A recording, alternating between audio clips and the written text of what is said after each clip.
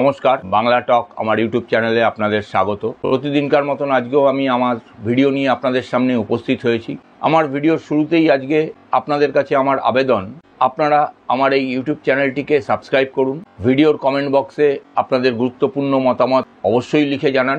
ভিডিওগুলো ভালো লাগলে লাইক করুন এবং ছড়িয়ে দিন। অপারেশন সিঁদুর পরবর্তী সময়ে সরকারের দ্বারা নির্ধারিত সংসদীয় দল বিভিন্ন দেশে অপারেশন সিঁদুরের কারণ, তার উদ্দেশ্য এবং এই অপারেশন সিঁদুরে আমরা কি করেছি সেটা বোঝানোর জন্য বিভিন্ন দেশে গেছিলেন। এরকমই একটি দলের সদস্য ছিলেন অভিষেক ব্যানার্জি। 5টি দেশে তিনি গেছিলেন: জাপান, দক্ষিণ কোরিয়া, সিঙ্গাপুর, ইন্দোনেশিয়া এবং মালয়েশিয়া। এবং সেখানে গিয়ে তিনি বিভিন্ন জায়গায় বক্তব্য রেখেছেন অপারেশন সিঁদুরের প্রসঙ্গে। কেন অপারেশন সিঁদুর করতে হলো, অপারেশন সিঁদুরের উদ্দেশ্য কি ছিল, অপারেশন সিঁদুরে আমরা কি করেছি ইত্যাদি বিভিন্ন বিষয় তিনি দীপ্ত কণ্ঠে বিভিন্ন দেশে তুলে ধরেছেন। দেখুন, এটাই আমাদের দেশের রীতি।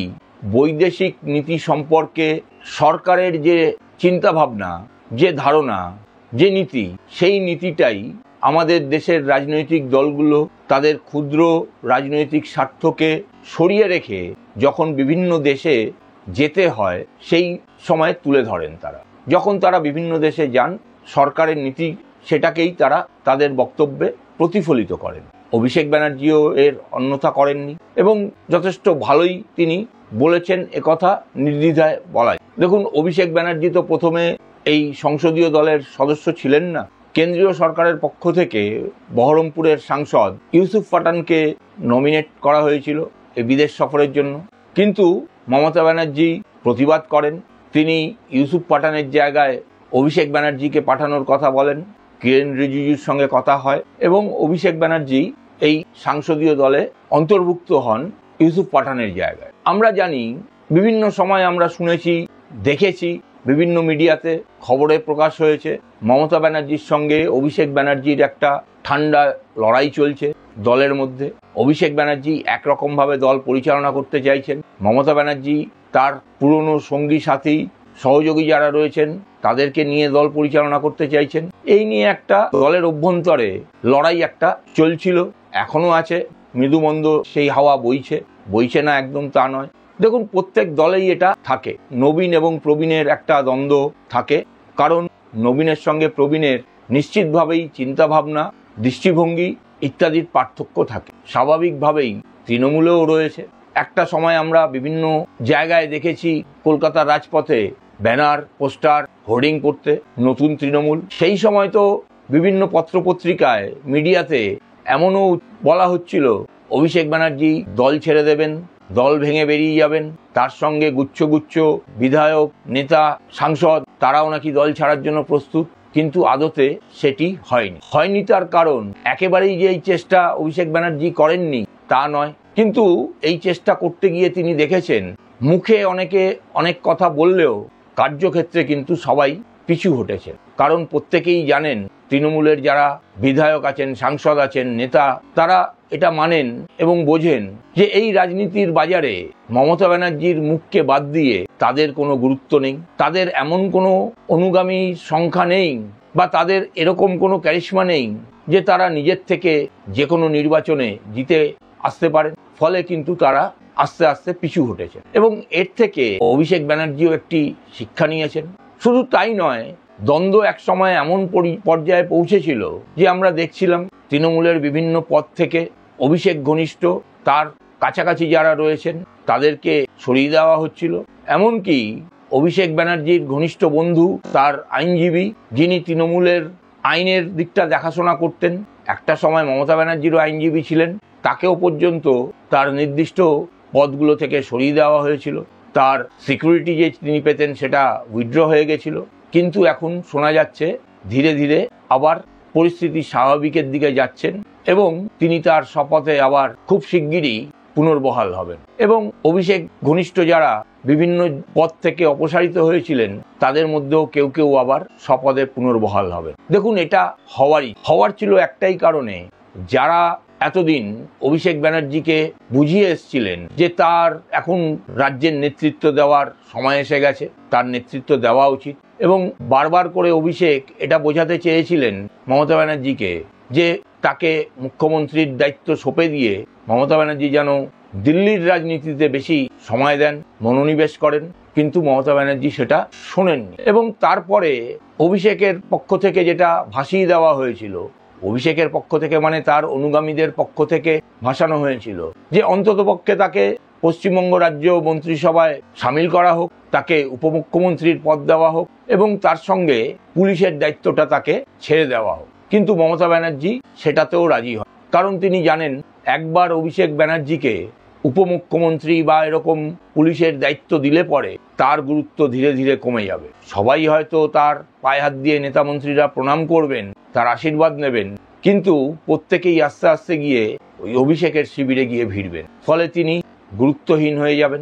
তিনি হয়তো সরকারের মাথায় থাকবেন, কিন্তু তার সেরকমভাবে আর কোনো নিয়ন্ত্রণ থাকবে না। ঠিক একই রকমভাবে একই কথা প্রযোজ্য বিভিন্ন আমলা, পুলিশের আধিকারিক, এদের ক্ষেত্রে তারা প্রত্যেকেই আস্তে আস্তে অভিষেকের কথা অনুযায়ী চলতে শুরু করবেন, যেটা মমতা ব্যানার্জির একেবারেই পছন্দ না। তিনি মনে করেন যতদিন পর্যন্ত তিনি থাকবেন তার কথা অনুযায়ী সমস্ত কাজটা হবে। এই অতি সম্প্রতি আমরা দেখেছি রাজ্য মন্ত্রিসভার বৈঠকে পরিবহন মন্ত্রী স্নেহাশিস চক্রবর্তী তিনি ধমক খেয়েছেন, কারণ তিনি কিছু সিদ্ধান্ত নিচ্ছিলেন যেগুলো মুখ্যমন্ত্রীর সঙ্গে আলোচনা করে নেন, যেটা মমতা ব্যানার্জি একেবারেই মানতে পারেননি। স্বাভাবিকভাবেই তিনি এটা চান না যে অভিষেকের দ্বারা তিনি নিয়ন্ত্রিত হন, এবং অভিষেকও এটা চান না যে তিনি মন্ত্রিসভায় থাকবেন অথচ তার কোনো আলাদা গুরুত্ব থাকবে না। অন্যান্য যে 5 জন মন্ত্রী আছেন তাদের মতোই তাকে থাকতে হবে, তিনি কোনো স্বাধীনভাবে সিদ্ধান্ত নিতে পারবেন না, মুখ্যমন্ত্রীর অনুমোদন নিয়েই তাকে যে কোনো কাজ করতে হবে, এটাও তিনি মানতে পারেন না। ফলে একটা শীতলতা দুজনের মধ্যে ছিল, আছে, একেবারে উবে গেছে বলা যায় না, কিন্তু সাময়িক একটা সন্ধি হয়েছে। সন্ধি হওয়ার কারণ অভিষেক ব্যানার্জির যারা অনুগামী তারা এখন অভিষেক ব্যানার্জিকে এটা বোঝাতে সক্ষম হয়েছেন যে এই সময় দাঁড়িয়ে দলের কর্মসূচি, সংগঠন পরিচালনা ইত্যাদি এই জিনিসগুলো থেকে দূরে সরে থাকা একেবারেই উচিত না। কারণ এই সময়ে দূরে সরে থাকা মানে সামনে নির্বাচন, দলের যদি ক্ষতি হয়, দল যদি ক্ষমতায় না থাকতে পারে, তাহলে অভিষেক ব্যানার্জির গুরুত্বও কমবে। এবং অভিষেক ব্যানার্জি এটা খুব ভালো মতনই জানেন আজকে তার যে গুরুত্ব, তার সঙ্গে যে পেছনে তার অনুগামীরা ঘোরে, তার কারণ কিন্তু মমতা ব্যানার্জি চেয়েছেন বলেই তিনি আজকে এই জায়গায় অবধি পৌঁছতে পেরে। ফলে তার অনুগামীদের কথাবার্তা শোনার পরে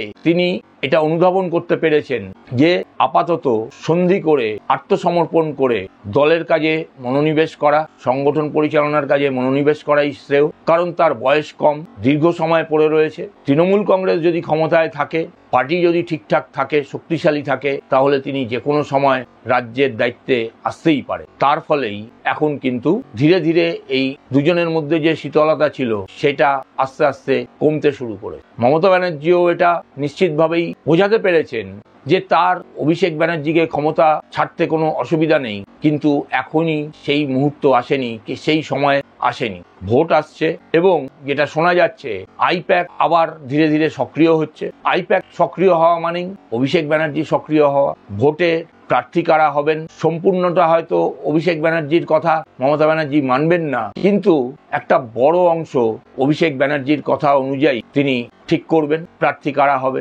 অবশ্যই নির্বাচনী প্রচার ইত্যাদির ক্ষেত্রে ভূমিকা আইপ্যাকের থাকবে। পাশাপাশি এটাও কিন্তু মমতা ব্যানার্জি নিশ্চিত করবেন তার পুরনো সহযোগী যারা রয়েছে তারা যাতে অসম্মানিত না হয়, তারা যাতে ক্ষমতার থেকে দূরে সরে না যান, এবং তাদেরকেও তিনি একই সঙ্গে এই নির্বাচনে অংশগ্রহণ করার সুযোগ করে দেবে। ফলে দুই পক্ষই এখন কিন্তু কাছাকাছি এসছে শুধুমাত্র দলের স্বার্থ এবং একে অপরের স্বার্থ রক্ষার জন্য। মমতা ব্যানার্জি জানেন আগামী দিনে তার অবর্তমানে তৃণমূল কংগ্রেসের নেতৃত্ব অভিষেকের কাছেই যাবে, সেটা তিনি চান, কিন্তু এই মুহূর্তে তিনি সক্ষম থাকাকালীন তিনি কখনোই এই নেতৃত্ব ছাড়ার পক্ষপাতী নন। ঠিক অভিষেকও একই জিনিস বুঝেছেন যে তার সময় পড়ে রয়েছে, দল যদি ক্ষমতায় থাকে তারও কিন্তু প্রভাব বিস্তার করতে অসুবিধা হবে। ফলে দেখা যাক এই যে এখন একটা সন্ধি পরিস্থিতি তৈরি হয়েছে এবং এই সন্ধির ফলে একটা ফিল গুড পরিবেশ তৈরি হওয়ার জায়গায় রয়েছে, সেটা কতদিন স্থায়ী হয়। অবশ্যই আপনারা আপনাদের গুরুত্বপূর্ণ মতামত আমার ভিডিওর কমেন্ট বক্সে লিখে জানান। আজ এখানেই শেষ করছি। নমস্কার, ধন্যবাদ।